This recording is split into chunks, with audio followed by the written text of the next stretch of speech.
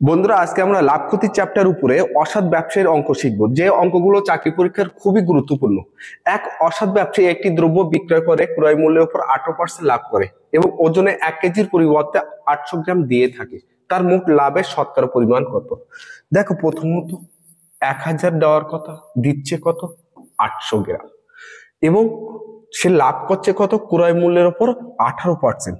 যদি ক্রয় মূল্যের উপর 18% লাভ করে, 1000 যদি ক্রয় মূল্য হয় তাহলে 18% লাভ করছে, তাহলে অ্যাকচুয়ালি কত? 180 টাকা লাভ করলো। তার মানে টোটালে বিক্রয় মূল্য কত হয়ে যাচ্ছে? 1180 টাকা। দেখো, 800 টাকার জিনিস 1180 টাকায় বিক্রয় করছে, তার মানে তার লাভ হচ্ছে কত? 380 টাকা। 380 টাকা লাভ হচ্ছে 800 টাকার উপরে। আর 100 টাকার উপর কত? কাটাকাটি যদি করি, এখানে দেখো 4 দুগুণ 8, 4 9 36, 2 20, 4 5 20, তাহলে 47.5। এখানে আমার কত পার্সেন্ট লাভ হচ্ছে? ওভারঅল সে 47.5% লাভ হচ্ছে। তাহলে দেখো অঙ্কটা কি ছিল, আর আমরা কিভাবে অঙ্কটাকে সাজিয়েছি। এমন ভাবে অঙ্কটা সাজিয়েছি যেখানে আমাদের 5 সেকেন্ড থেকে 10 সেকেন্ডের মধ্যে আমরা অ্যান্সার করতে পারবো।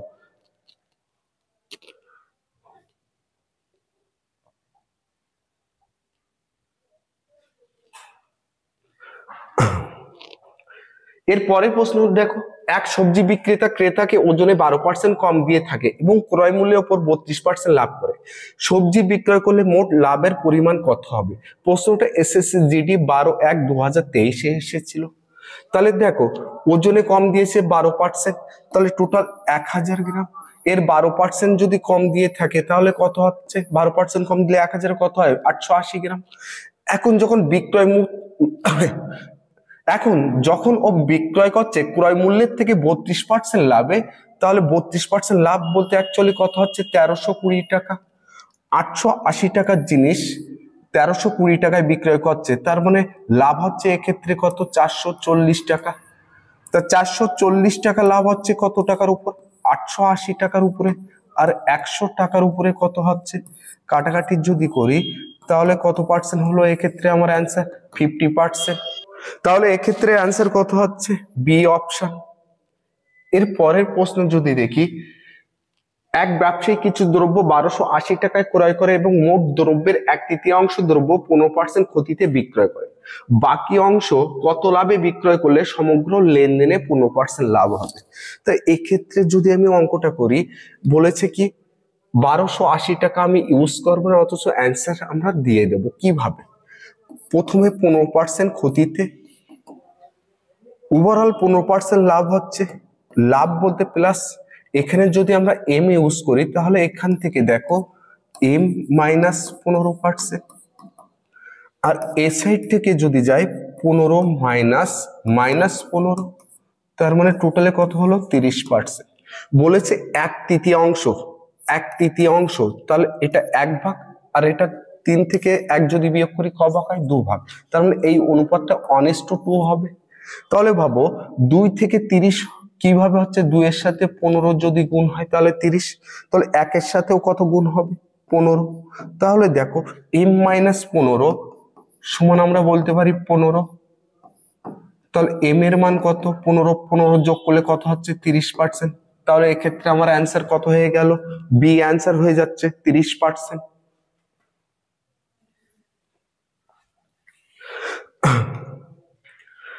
দেখো, যেভাবে প্রশ্নগুলো সলিউশন হচ্ছে, এমন টেকনিক যদি তোমরা শিখতে চাও তাহলে অবশ্যই তোমরা এই চ্যানেলটিকে ফলো করবে, এবং যদি ভালো লাগে তাহলে অবশ্যই ফ্রেন্ডদের মধ্যে শেয়ার করবে।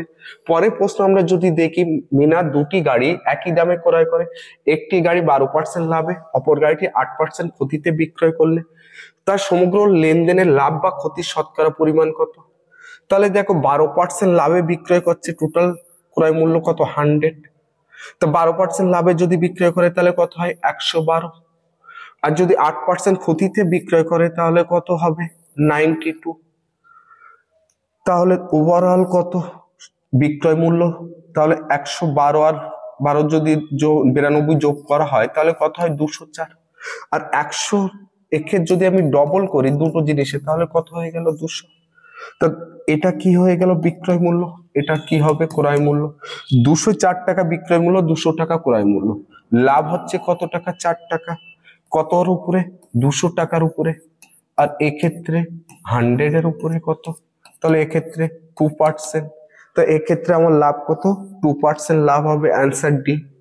বেশিরভাগ কিন্তু তোমরা ভুল করে বসো, এখান থেকে যখনই বিয়োগ করে 4 হয় তার মানে 4% লাভ, এটাও কিন্তু অপশনে দিয়ে থাকে, কিন্তু মনের ভুলেও যেন এটা অ্যান্সার করো না, কারণ এখানে অ্যান্সার কিন্তু তোমাকে স্বেচ্ছায় বলেছে লাভের শতকরা পরিমাণ, লাভ বা ক্ষতি, তখন তোমাকে আবার পার্সেন্টেজ বার করতে আসতে হবে।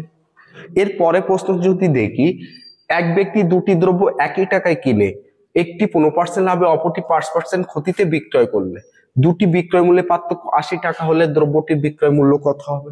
তাহলে এক্ষেত্রে দেখো কি বলছে, কি একটা 15% লাভ তার মানে কত হয়ে যাবে 115, আর একটা 5% ক্ষতি তার মানে কত হবে 95। এদের পার্থক্য কত, 20%। আমি বলতে পারি 20% সমান কত, 80 টাকা। 1% সমান কত, 4। আর 100% সমান কত হয়ে যাচ্ছে, 400 টাকা। তাহলে এক্ষেত্রে আমার রাইট অ্যান্সার কি হয়ে যাবে, ডি অ্যান্সার হয়ে যাবে।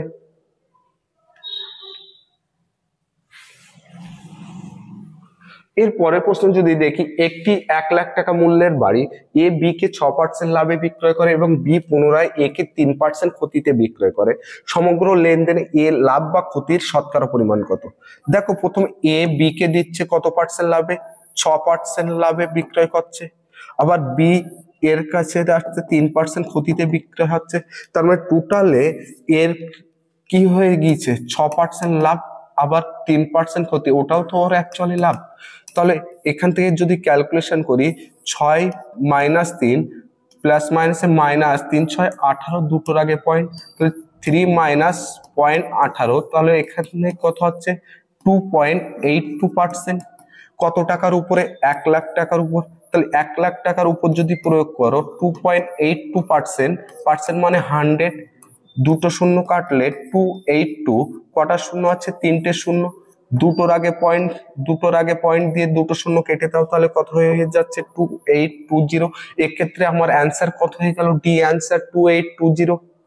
একজন বিক্রেতা তার দ্রব্য সামগ্রীর 3/4 অংশ 24% লাভে বিক্রি করে এবং বাকি অংশ ক্রয় মূল্যে বিক্রি করে, তার মোট লাভের হার কত।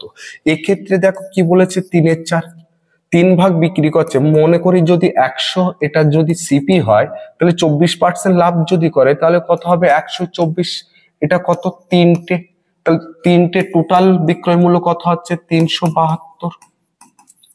আর একটা দ্রব্য ক্রয় মূল্যের দামে, ক্রয় মূল্যের দামে যদি বিক্রয় করে তাহলে 100 × 1 100 টাকা, তাহলে 4টে জিনিসের টোটাল বিক্রয় মূল্য কত হচ্ছে 472 টাকা। এবার দেখো 4টে জিনিসের ক্রয় মূল্য কত হবে, 100 × 4 সমান কত 400 টাকা, বিক্রয় মূল্য ক্রয় মূল্য, তাহলে লাভ কত হয়েছে 72 টাকা।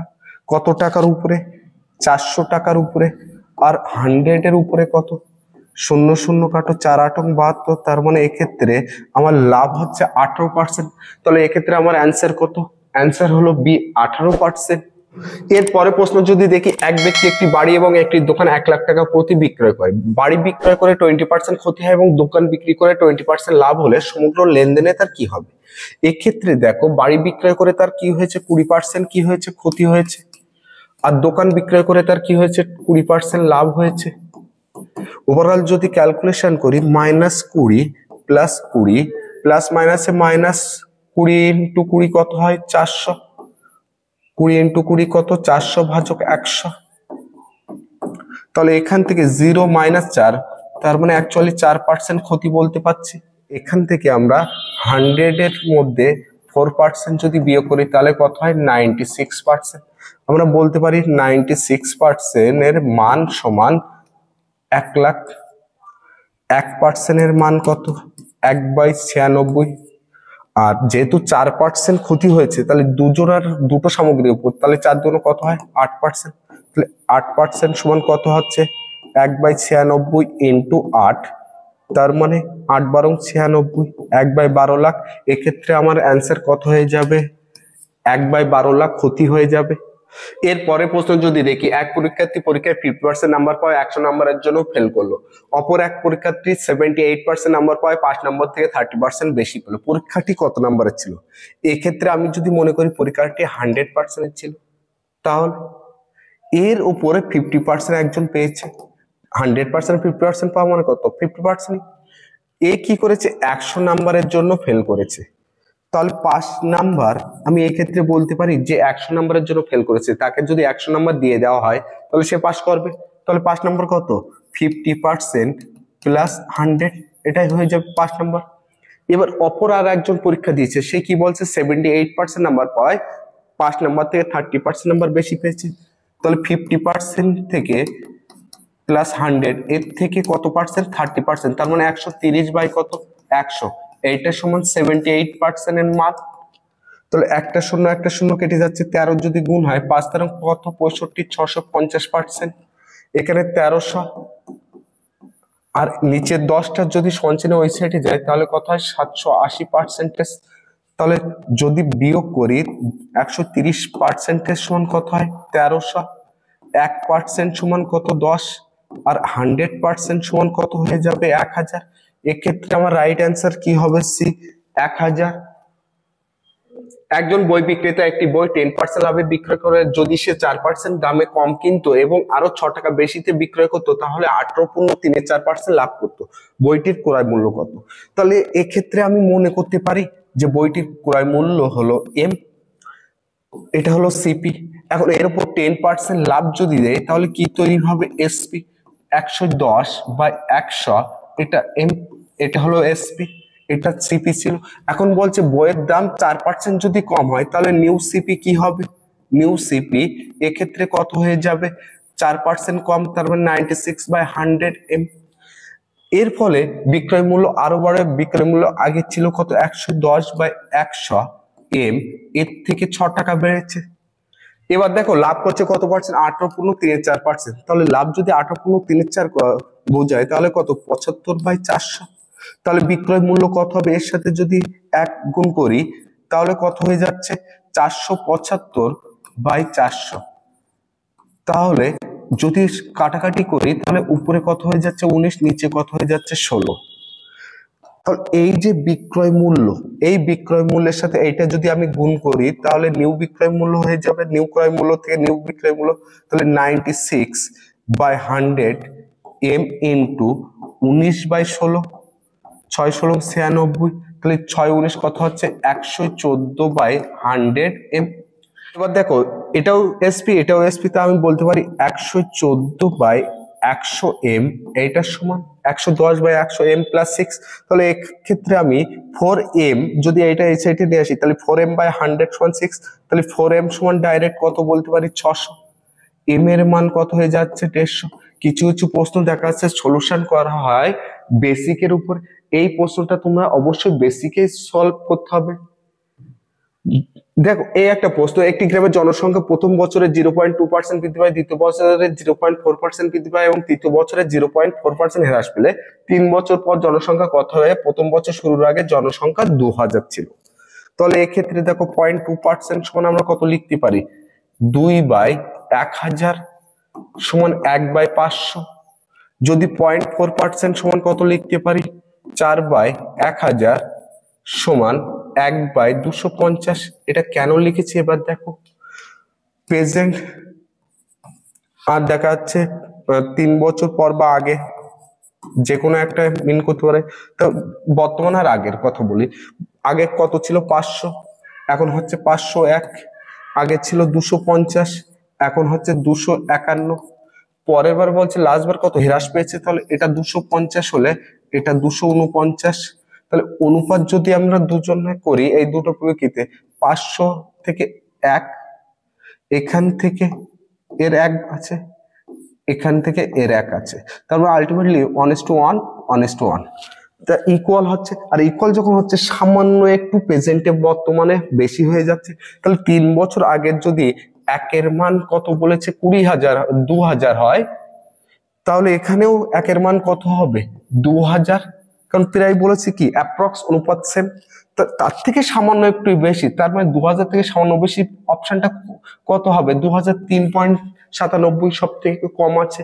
এই প্রশ্নটা অবশ্যই অ্যাপ্রক্স ধরে করার চেষ্টা করবে, না হলে কিন্তু তোমরা এর সলিউশন পরীক্ষা সেন্টারে বার করতে পারবে না।